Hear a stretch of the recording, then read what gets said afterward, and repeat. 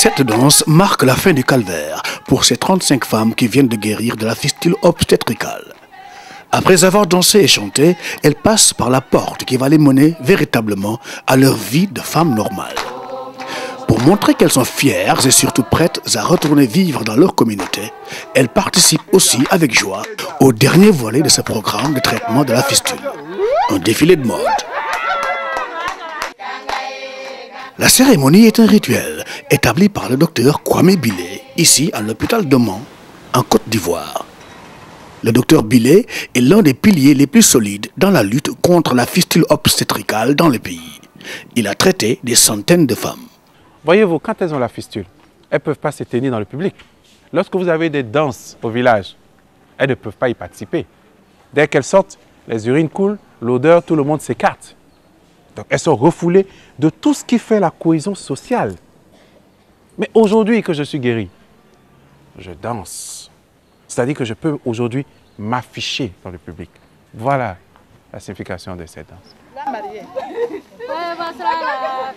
Nadège Gueye a quitté son village de Zouane-Huignon pour venir à Mans se faire traiter de la fistule obstétricale, l'une des maladies les plus redoutables causées par un travail prolongé chez la femme enceinte et sur le point d'accoucher dans les contrées africaines pauvrement équipées en soins de santé.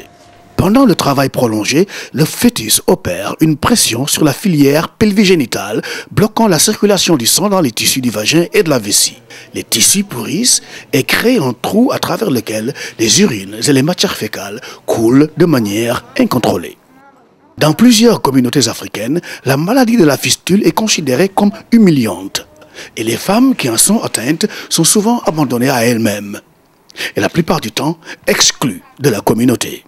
J'étais au village, tout le monde me refusait, je n'ai pas de mari, même mes parents ne s'occupent pas de moi. Donc j'ai souffert pendant 7 ans aujourd'hui. Il y avait fistule.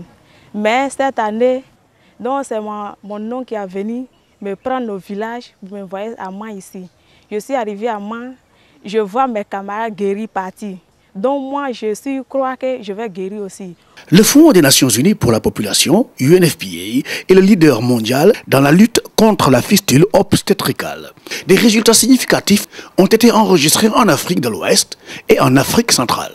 Ici, à l'hôpital de Tanguieta, au Bénin, des chirurgiens européens traitent, en plus des patientes béninoises, des femmes en provenance du Burkina Faso, du Nigeria et du Togo. Au Tchad, le gouvernement accompagne les stratégies de l'UNFPA dans le traitement des femmes atteintes de fistules dans les zones urbaines et rurales, mais aussi chez les réfugiés sur les frontières du pays. Nadège Gueye est heureuse et impatiente de retrouver sa communauté. Ses docteurs disent qu'elle est totalement guérie. Ta main est mouillée? Non. Ta main est mouillée? Non. Donc elle est guérie vraiment? Oui, elle est guérie. Elle est guérie? Elle est guérie. On va applaudir pour elle. Bon. Mais elle dit que le joyeux docteur dansant, Kwame Bilé, va beaucoup lui manquer.